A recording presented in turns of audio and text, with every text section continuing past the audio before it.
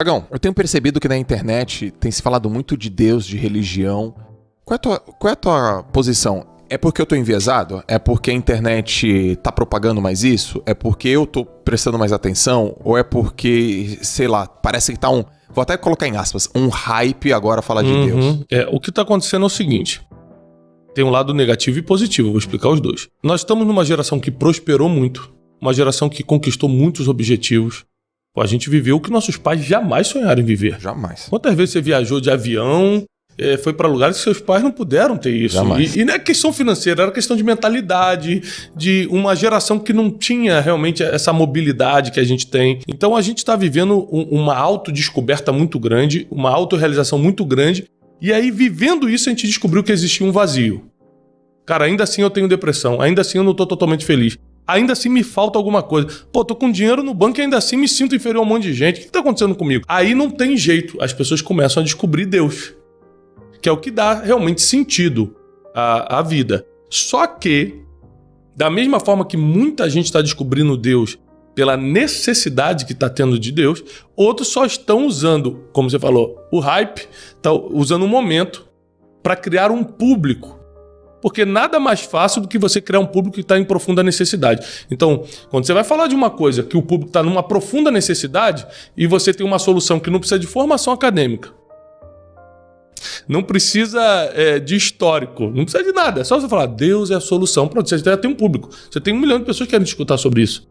Então, muitos impostores, é claro, é normal, em qualquer segmento, né, em qualquer viés, viram os impostores. Tem gente que só usa Deus para atrair público, às vezes não é nem para ganhar dinheiro. Tem gente que para ganhar dinheiro, tem gente que é só para atrair público mesmo, porque o lance do like na internet está muito ligado à aceitação, né? Você não tem um abraço, às vezes, nem do teu pai, mas 100 likes na internet para você, tô me dando bem na vida, né? Você não é aceito pelas pessoas que importam, mas a internet, ela te dá essa morfina de você se sentir bem por um tempo. E por isso que tá essa guerra. Né? As meninas com 12, 13 anos, elas se sujeitam, vou ficar seminua e vou dançar no TikTok pra ser aceita. Sim. Com 12 anos de idade. Isso era um problema que geralmente dava na juventude. As mulheres e os homens começavam a não se sentir aceitos e faz qualquer coisa pela aceitação. Tá cada vez ficando mais precoce isso. Então, a necessidade de Deus é muito grande na nossa geração porque a gente tentou outras coisas primeiro.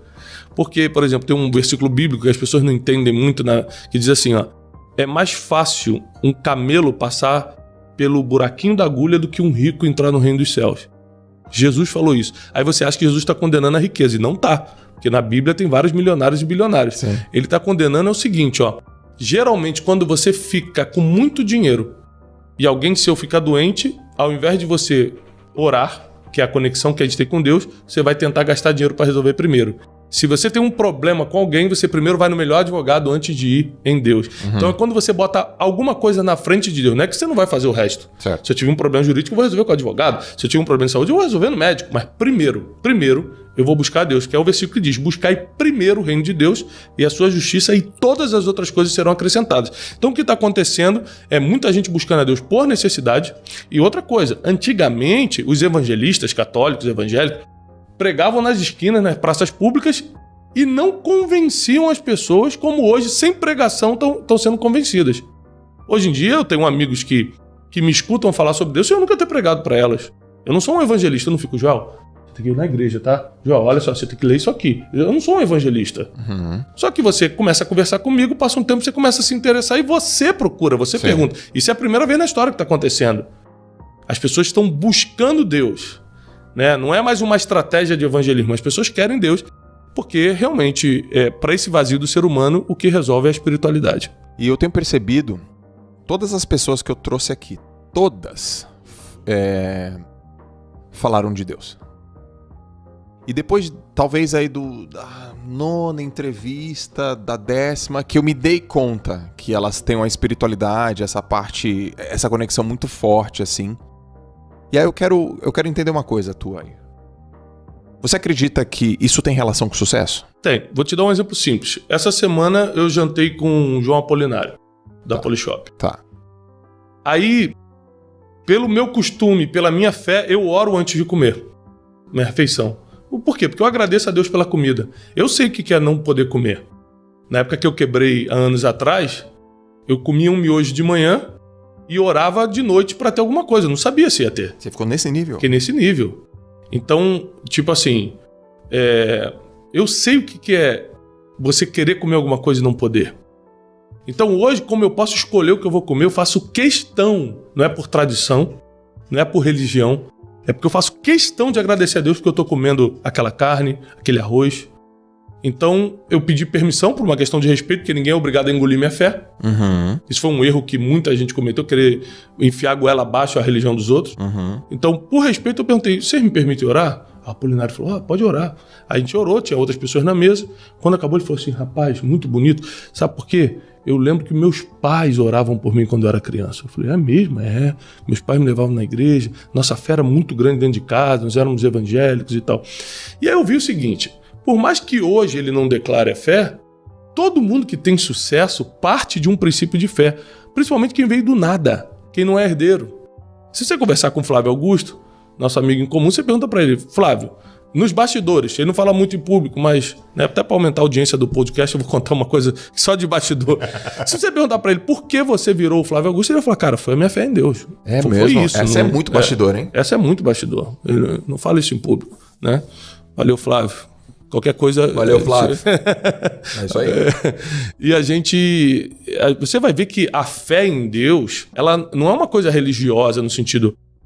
Hoje de manhã, no nosso programa que eu tenho de manhã no Instagram, eu falei, gente, eu tava falando sobre oração hoje de manhã. Falei, para orar você precisa ir à igreja? Não. Você precisa ser crente, católico, espírita, alguma coisa? Não. Você precisa estar bem? Não. Se você estiver na Cracolândia, drogado, e quiser orar, você pode orar. A oração é a coisa mais democrática que tem. Deus é tão bom e tão para todos, que ele falou assim, para falar comigo pode ser qualquer um, negro, branco, rico, pobre, japonês, chinês, espanhol, crente, não crente, acreditando, não acreditando. Só fala comigo que eu te escuto.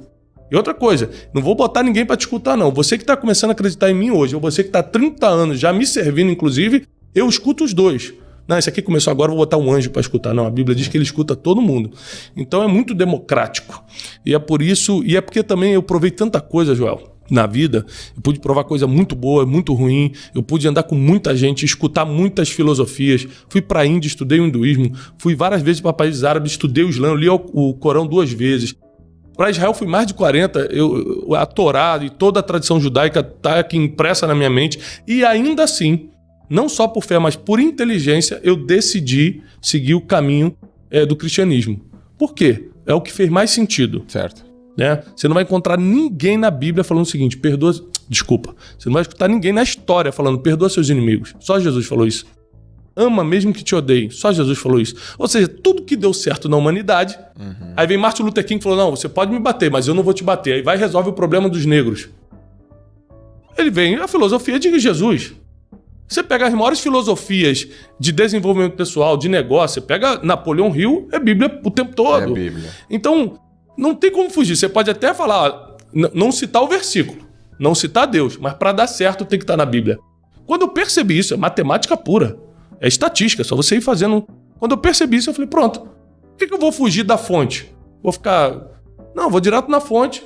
Aí eu comecei a conhecer mais Deus, conhecer mais coisas da Bíblia, me formei em teologia, fiz uma pós-graduação nesse sentido, e hoje o meu prazer é o que eu faço de graça. Todo mundo fala assim, você trabalha com isso? Não, porque eu faço de graça.